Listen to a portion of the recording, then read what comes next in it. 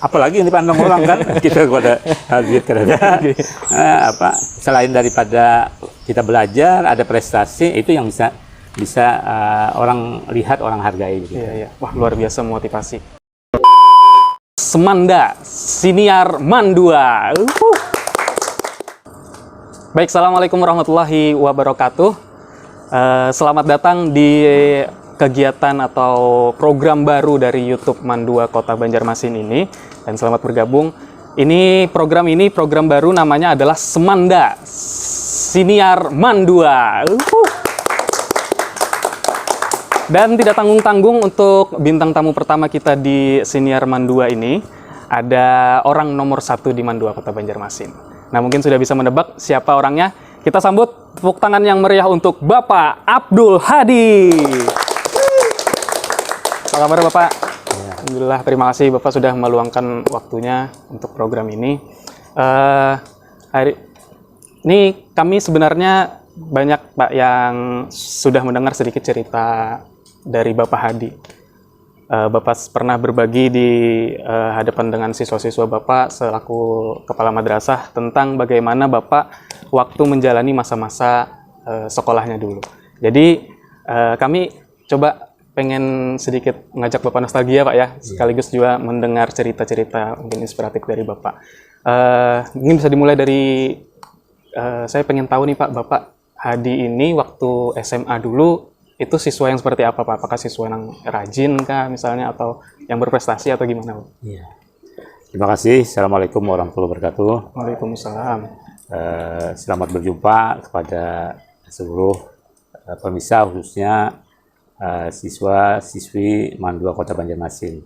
Sebelum saya menjawab pertanyaan dari host tadi, saya mengucapkan selamat ya atas terselenggaranya kegiatan ini, kegiatan podcast ini. Yeah. Saya senang sekali ada kreativitas dari pihak siswa Mandua Kota Banjarmasin. Ya. Namanya tadi Semanda Pak. Semanda. Siniar Mandua. Siniar Mandua. Luar biasa ini kan. Kita memulai ini. Ya, saya apresiasi terhadap kreativitas seperti ini. Kemudian kembali ke pertanyaan tadi, saat di SMA saya itu seperti apa, gitu ya. Saya sebetulnya biasa-biasa saja, ya, dalam artian layaknya seperti siswi biasalah, begitu. Tidak ada keistimewaan, tidak ada kelebihan juga yang begitu yang luar biasa lah begitu ya, yang terlalu artinya pada umumnya kebanyakan seperti siswa biasa ya. Namun saya untuk di bidang pelajaran ini cukup tekun ya. Jadi kalau ada mata pelajaran yang saya sukai, itu saya tuh mempelajarinya tuh sampai tuntas begitu. Itu mata pelajaran apa Pak yang? Biasanya saya arahnya itu ke mata pelajaran eksak. Ya. Oh, eksak ya, kayak fisika, matematika, kemudian kimia. Suka ngitung-ngitung Pak ya? Ngitung-ngitung. Ya. Jadi kalau ada soal itu tidak terpecahkan, itu sampai berminggu-minggu itu sambil jalan tuh dipikirkan. Nah, sampai ketemunya itu kan dulu tidak ada zaman internet kayak ini kan. Jadi sampai ke toko-toko buku itu dicari gitu kan. Nah, sampai ketemu. Nah, itu saya bermodal sebetulnya ketekunan lah, belajar. Karena kalau saya ini kan tergolong kalau di kawan-kawan itu termasuk yang tidak terlalu berada lah gitu. Oh, iya. Artinya kada berduit, dan kayak orang-orang kalau di SMA 2 teman-teman saya itu kan ya pada umumnya berduit lah gitu. Berada, kalau saya ini berada ya. Kalau saya kan beradanya di bawah lah begitu. Sehingga apalagi yang bisa dibanggakan kan selain daripada otak gitu kan. Nah, kalau kita ingin dihargai orang itu, tentu kita punya kelebihan di bidang lain kan. Kita tidak bisa kayak teman-teman itu ada kelebihan di bidang yang lain.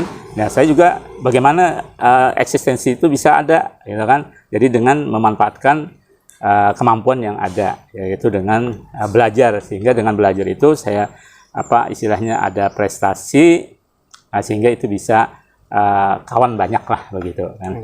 Berarti motivasinya adalah untuk mencari eksistensi atau Iya. pembuktian diri tadi Pak ya? Iya. Apalagi yang dipandang orang kan kita pada duit kerja. Selain daripada kita belajar, ada prestasi, itu yang bisa orang lihat, orang hargai gitu. Iya, iya. Wah, luar biasa motivasi. Nah, berbekal modal tadi Pak, modal pengen punya eksistensi dengan mengandalkan ketekunan, kepintaran dan segala macamnya. Apakah Bapak dulu pernah waktu SMP atau SMA itu punya cita-cita untuk menjadi sekarang Pak, jadi kepala madrasah gitu? Untuk jadi kepala madrasah tentunya tidak ada ya. Atau justru lebih dari kepala madrasah? Sebetulnya seperti orang-orang juga kan, mau jadi dokter misalnya kan. Polisi gitu Pak ya? Iya, polisi gitu kan. Bukan berarti menaklukkan guru ya. Artinya dulu kan katakanlah kayak dokter ini kan wah lah begitu kan. Dengan baju dokternya, seragam dokternya. Namun ikut tes itu kan perlu biaya tuh. Betul. Perlu biaya. Dulu kan tesnya itu bayar lah gitu. Nah, saya tidak bisa bayar. Sehingga saya tidak bisa masuk itu. Nah, tidak bisa masuk itu karena bayar kan, karena tidak punya duit. Habis itu mau juga dokter hewan, waktu itu ada satu-satunya yang jalur prestasi lah begitu, ada di Institut Pertanian Bogor, IPB Pak ya. Tapi juga pakai dana, tidak ada biaya begitu. Karena transport ke sana, akomodasi. Kan, bayarnya penukar beli formulir aja kan bayar. Susah kan gitu. Akhirnya sudah. Nah, saya pilihan guru ini memang satu di samping menurut guru saya itu berbakat ya. Saya sering mengajari kawan-kawan itu pada sore hari kalau mereka kalau pulang sekolah itu ada kawan-kawan yang mau belajar, itu saya ajari.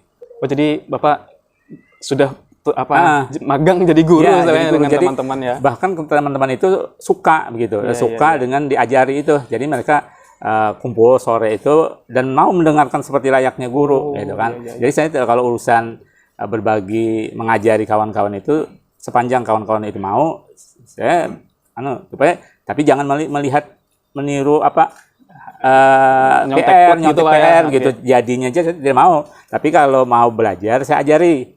Jadi kalau melihat PR ya itu saya tidak mau. Tapi kalau belajar saya ajari sampai dia bisa begitu. Wah.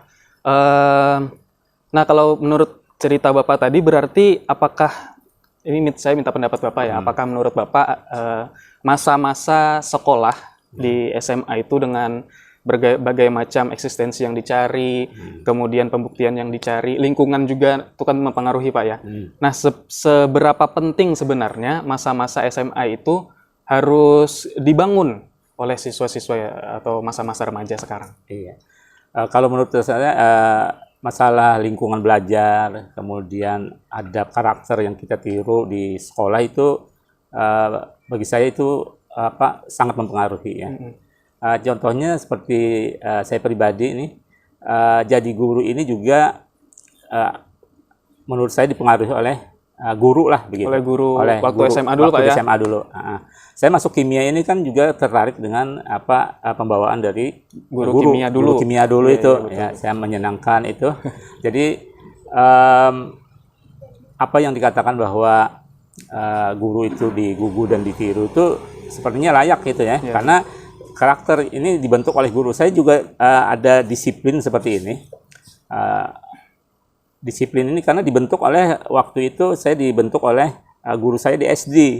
Di SD itu satu guru saya itu yang saya takuti itu ada satu. Beliau itu selalu menekankan kedisiplinan, terlambat nggak bisa. Ya pokoknya pemarah lah kalau dia, tapi disiplin bagus gitu. Nah, sehingga pada saat itu terbiasa di SD itu, kemudian saya diterima di SMP yang cukup disiplin juga ya, di SMP 6 itu. Itu saya tidak ada masalah dengan kedisiplinan itu. Karena sudah terbiasa mulai SD ya? Betul, sudah terbiasa.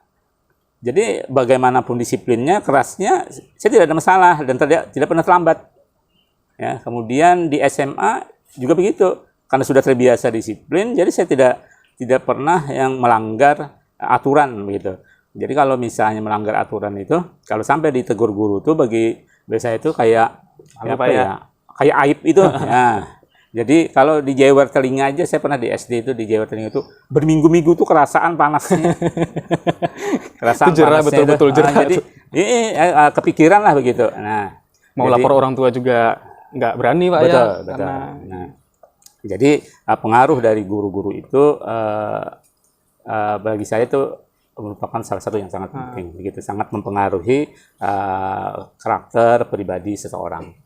sangat mempengaruhi karakter Betul. pribadi dan juga tentu masa depan seseorang Pak ya. Betul. Nah itu berarti mungkin kurang lebih sama dengan saya Pak, karena saya juga jadi guru itu terinspirasi dari lingkungan dan terutama dari guru bahasa Indonesia saya waktu SMA dulu. Jadi itu menjadi pilihan masa depan lah buat saya. Iya. Nah ngomong-ngomong soal masa depan dan masa remaja nih, kita kebetulan Pak ya, kita sedang menghadapi PP Semanda Siniar Mandua.